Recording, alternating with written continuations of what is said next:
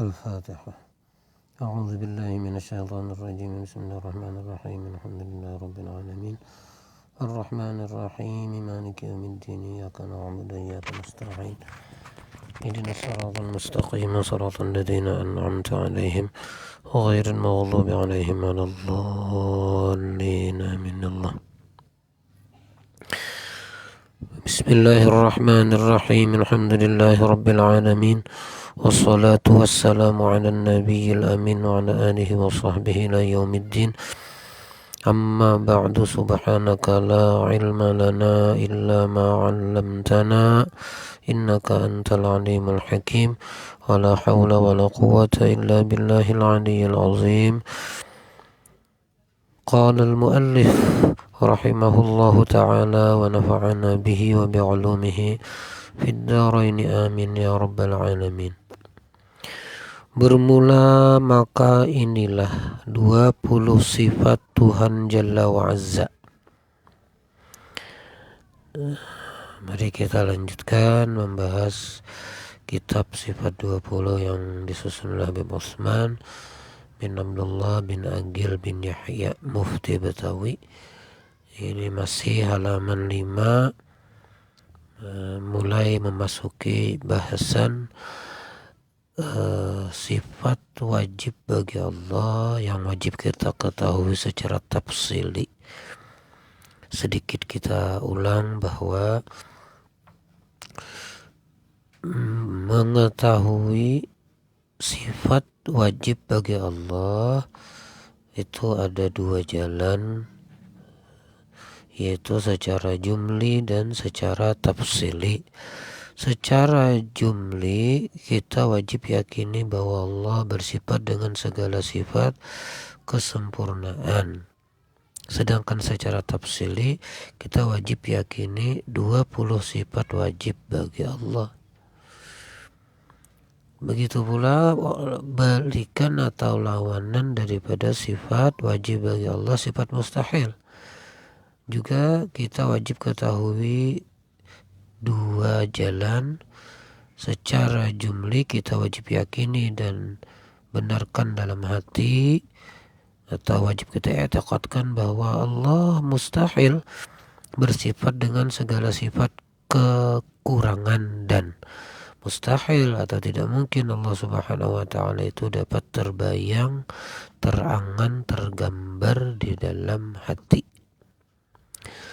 Kemudian secara tafsilinya mustahil Allah Subhanahu wa ta'ala bersifat 20 yang merupakan lawan daripada sifat wajib bagi Allah.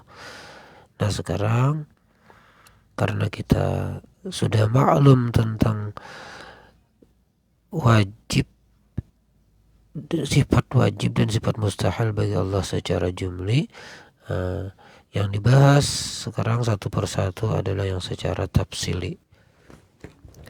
Berawal dari wujud. Wujud artinya ada, maka mustahil tiada. Allah Subhanahu wa ta'ala wajib kita yakini bersifat wujud atau ada. Mustahil tiada, mustahil tidak ada. Ada merupakan sifat wajib bagi Allah yang wajib kita yakini. Tiada merupakan sifat mustahil yang wajib pula kita yakini kemustahilannya ada pada Allah Subhanahu wa ta'ala. Maksud wujud sifat wajib bagi Allah, kita mesti ingat wajib di sini wajib pada nilai hukum aqli, yaitu Allah Subhanahu wa ta'ala bersifat wujud itu menurut akal adalah sesuatu yang tidak dia terima bila tidak wujud.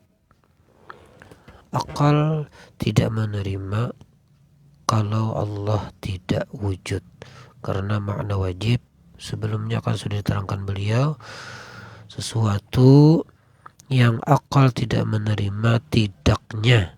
Nah, dalam hal ini bahwa Allah bersifat wujud itu disebutlah sebagai sifat wajib bagi Allah, yaitu akal yang Allah letakkan di hati kita ini tidak menerima kalau tidak wujud.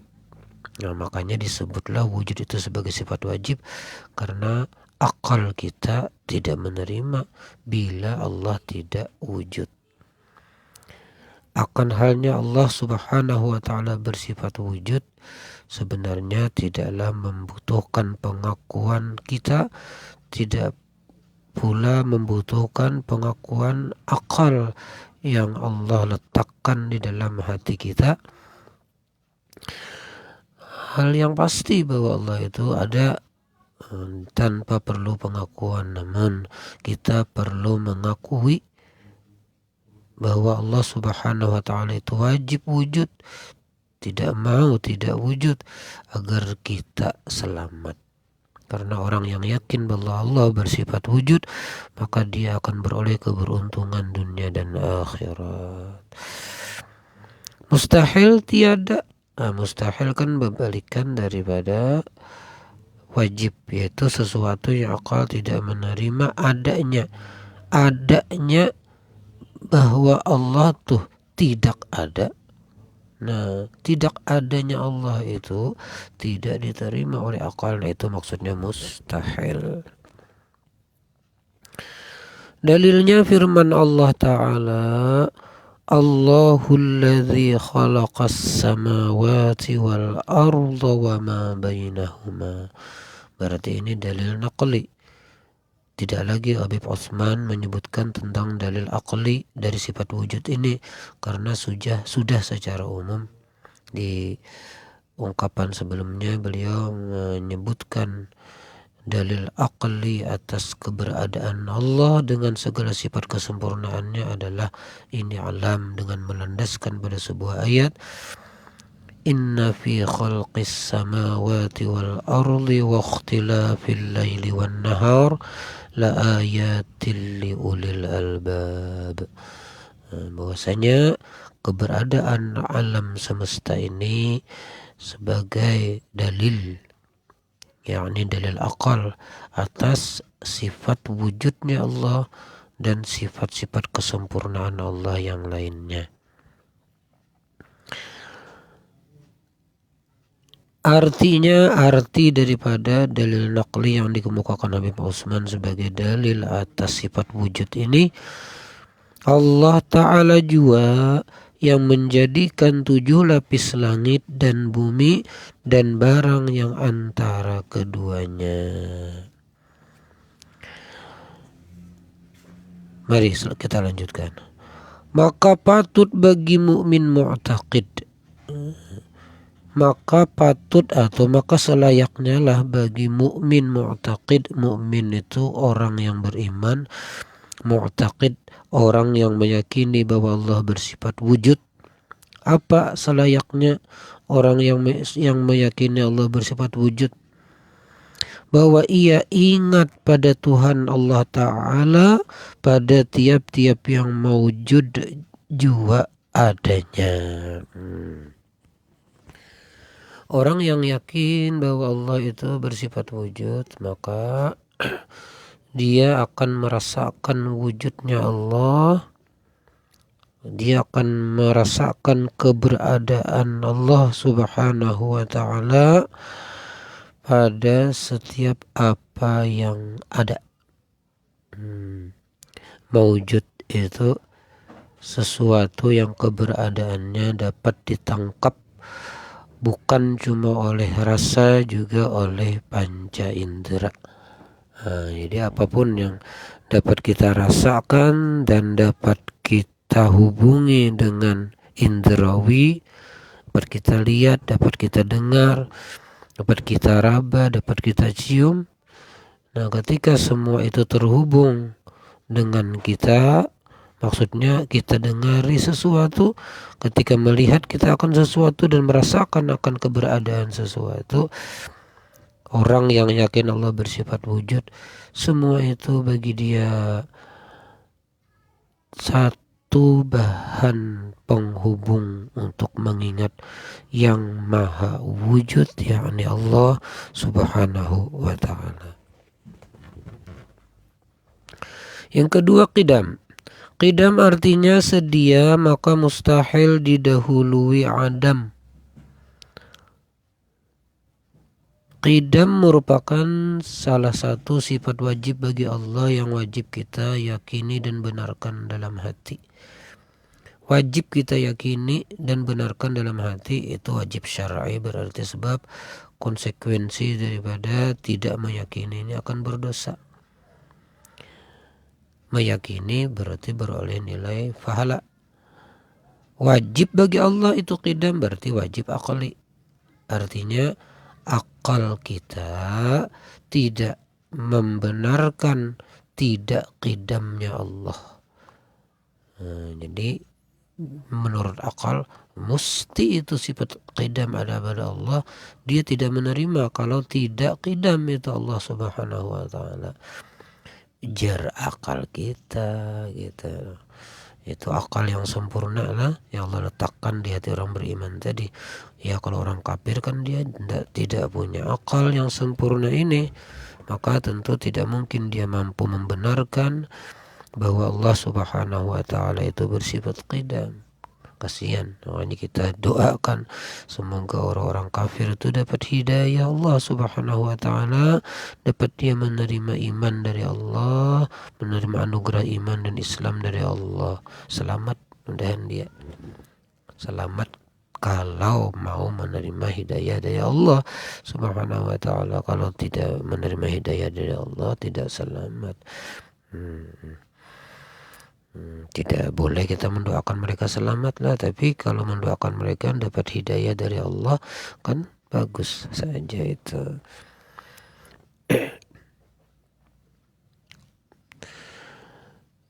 Nah, jadi mustahil didahului adam. Nah, didahului adam itu sesuatu yang akal tidak menerima adanya didahului adam pada Allah itu. Makanya disebut mustahil. Sebab makna mustahil kan disebutkan oleh Habib Utsman sebelumnya, barang yang akal tidak menerima adanya, sesuatu yang akal tidak menerima adanya. Dalam hal ini adanya didahului adam. Apa arti didahului adam? Didahului oleh ketidakadaan. Sebelum adanya Allah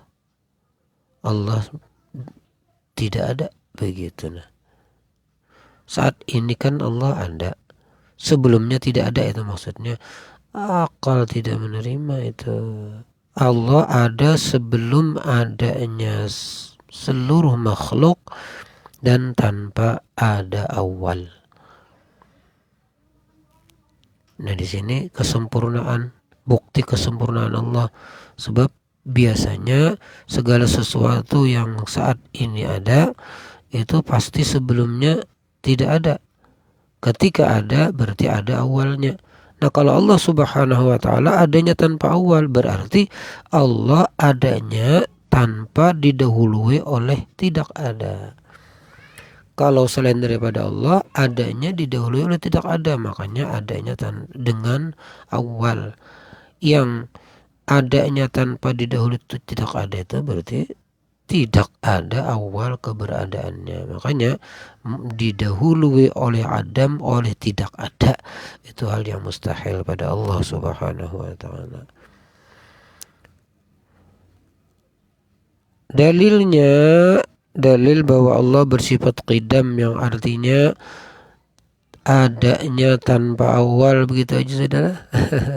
Arti qidam itu adanya tanpa awal. Ini dalilnya firman Allah Ta'ala, berarti dalil naqli. Dalil aqlinya kan sudah secara umum disebutkan, adanya ini alam inilah sebagai dalil bahwa Allah bersifat qidam. Tapi bukan berarti pernyataan adanya ini alam sebagai Allah, sebagai dalil Allah bersifat qidam itu hal yang Allah perlukan. Tidak, kalau bang Allah perlu alam berarti ya. Kenapa? Sebab kan dalil wujudnya Allah alam, dalil qidamnya Allah alam. Berarti Allah perlu dalil akan keberadaannya dan kekidamannya gitu lah. Akan wujudnya dan qidamnya. Bukan, itu kita aja. Dalil ini kita perlukan untuk melengkapi persyaratan ma'rifah. Sebab kalau tidak ma'rifah kita